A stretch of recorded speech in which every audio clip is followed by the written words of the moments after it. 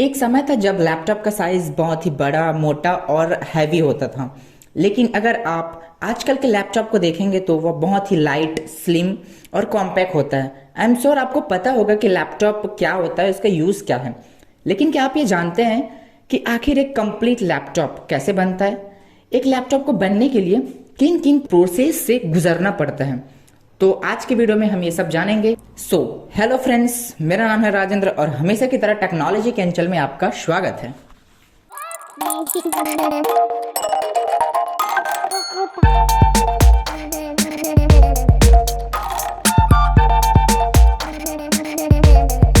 फिर कह लो कंप्यूटर, दोनों का काम एक ही होता है।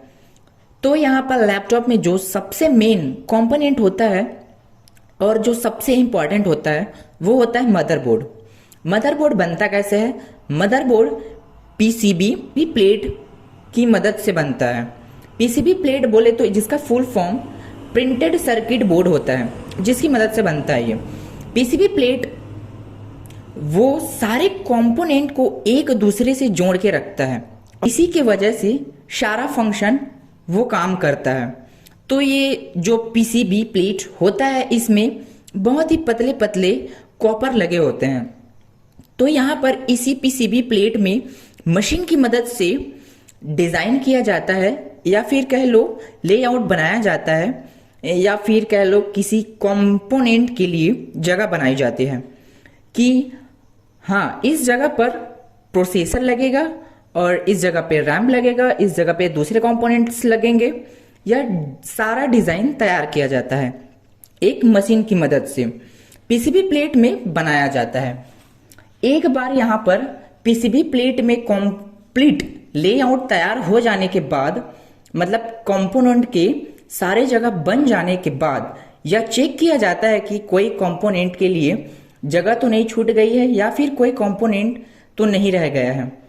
तो यहाँ पर बेसिकली इसके लिए स्कैन मशीन की मदद से फोटो कैप्चर किया जाता है और इसे मैनुअली कंप्यूटर को भेजा जाता है, और कंप्यूटर में एनालाइज करता है या फिर कह लो चेक करता है कि हर एक कंपोनेंट जो भी हमें इस मदरबोर्ड में लगाने हैं, उन सभी के लिए वहाँ पर पीसीबी प्लेट में जगह है या नहीं। तो एक बार यहाँ पर पीसीबी प्लेट की क्वालिटी चेक हो जाने के बाद नेक्स्ट स्टेप में यहाँ पर इन्हीं पीसीबी में जितने भी छोटे छोटे इंपॉर्टेंस कंपोनेंट्स होते हैं लैपटॉप के मदरबोर्ड के लिए, उन सभी को यहाँ पर ऐड किया जाता है। तो इसके लिए बेसिकली पीसीबी प्लेट को 15 रोबोटिक मशीन के थ्रू पास किया जाता है। जो कंपोनेंट होते हैं, बहुत ही छोटे छोटे कंपोनेंट होते हैं, मैनुअली इसे ऐड करना पॉसिबल नहीं है, इसलिए इसे यहाँ पर रोबोटिक मशीन के थ्रू पास किया जाता है। और करीब यहाँ पर 150-150 के आसपास जो छोटे छोटे कंपोनेंट्स होते हैं वो इस पीसीबी प्लेट में एकदम सही लोकेशन में ऐड किया जाता है। आपको पता है इन सारे कंपोनेंट्स को एक पीसीबी प्लेट में ऐड करने के लिए एक मशीन से भी 1 मिनट से भी कम का समय लगता है। तो सोचो कितना फास्ट है। अगर यहाँ पर हम मैनुअली या कोई भी इंसान इसको एक एक करके पीसीबी प्लेट में कनेक्ट करेगा तो भैया आप खुद सोच सकते हो कि कितना समय लगेगा। पहली बात तो ये है कि जो इंसान है वो कंफ्यूज हो जाएगा कि ये इतने छोटे छोटे कंपोनेंट्स होते हैं, उसे लगाना कहाँ है। अगर गड़बड़ी हुई तो जो फंक्शन है वो काम नहीं करेगा। इसी वजह से यहाँ पर रोबोटिक मशीन का यूज़ किया जाता है ताकि एग्जैक्ट लोकेशन पर उस कंपोनेंट को ऐड किया जा सके। अब यहाँ पर इन रोबोटिक मशीन में छोटे छोटे कंपोनेंट्स होते हैं जो, अब यहाँ पर ये कैसे चेक करें कि जो कंपोनेंट लगे हैं वो एकदम सही जगह पर लगा है कि नहीं, कोई अपनी जगह से हिला तो नहीं।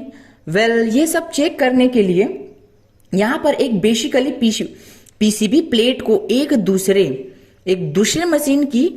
मशीन के थ्रू पास किया जाता है, और यहाँ पर मशीन द्वारा ये चेक किया जाता है कि जो कंपोनेंट्स हैं वो अपनी एग्जैक्ट लोकेशन पर हैं, अपनी एग्जैक्ट लोकेशन से मूव तो नहीं हुए हैं, इधर उधर तो नहीं हिले हैं। ये जो सारी कंप्लीट चीजें हैं ये भी एक मशीन ही चेक करता है। इसके बाद यहाँ पर नेक्स्ट स्टेप में मदरबोर्ड के पीसीबी प्लेट में जो कंपोनेंट्स लगाए जाते हैं उन सभी के फंक्शन को चेक किया जाता है कि ये काम कर रहा है कि नहीं, जो सभी फंक्शन है ओके है या नहीं।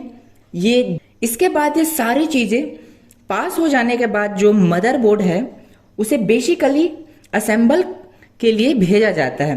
अब यहाँ पर नेक्स्ट स्टेप में डिस्प्ले में काम किया जाता है। जो डिस्प्ले होता है उसे सबसे पहले बना बनाया लाया जाता है, तो इसे फिल्म प्रोटेक्टर चढ़ाते हैं। इसके बाद यहाँ पर कनेक्टर लगाया जाता है, तो इसी कनेक्टर की मदद से यहाँ पर लैपटॉप को जो स्क्रीन होता है उसे मदरबोर्ड से कनेक्ट किया जाता है, या फिर कह लो पार्ट से कनेक्ट किया जाता है, जिसके बाद लैपटॉप काम करता है या फिर जो भी आप काम करते हो सब स्क्रीन पर दिखाई देता है। फिर इसके बाद यहाँ पर स्क्रीन में फ्रेम लगाया जाता है और इसमें जितने भी इंपॉर्टेंट कंपोनेंट होते हैं जैसे कि वेबकैम, माइक्रोफोन, इन सभी को यहाँ पर लगाया जाता है। इसके बाद जो बचे पार्ट होते हैं जैसे कि वाईफाई, एंटीना हो गया या फिर दूसरे कंपोनेंट होते हैं वो यहाँ पर कनेक्ट किए जाते हैं।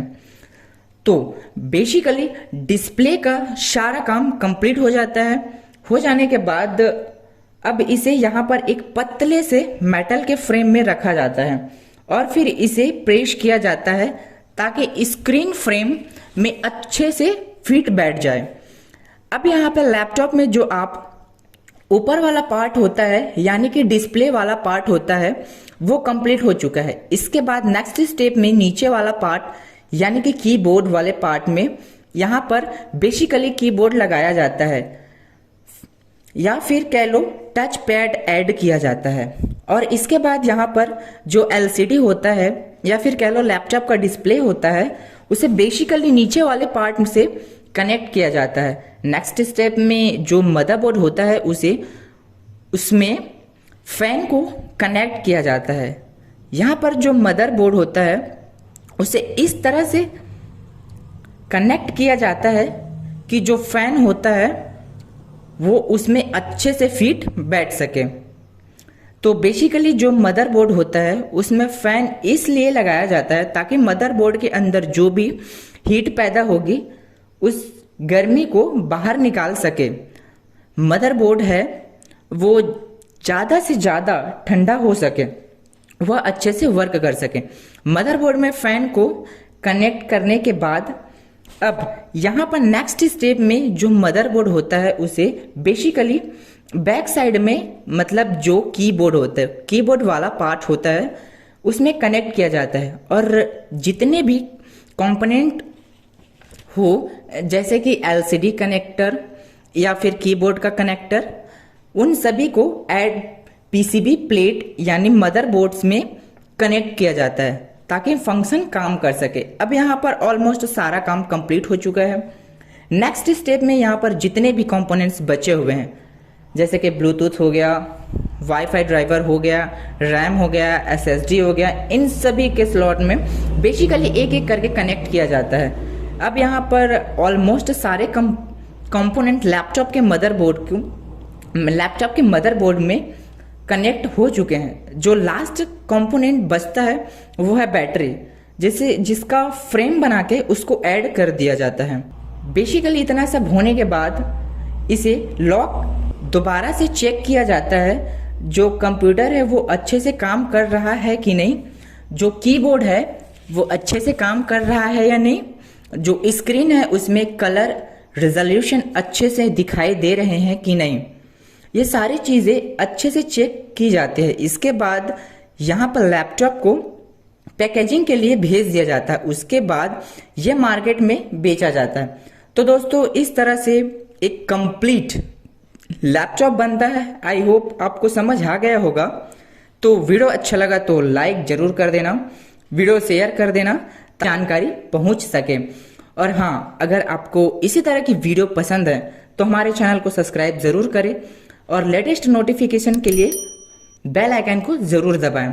और हाँ, इससे रिलेटेड कोई भी सवाल हो तो आप मुझे नीचे कमेंट बॉक्स में पूछ सकते हैं।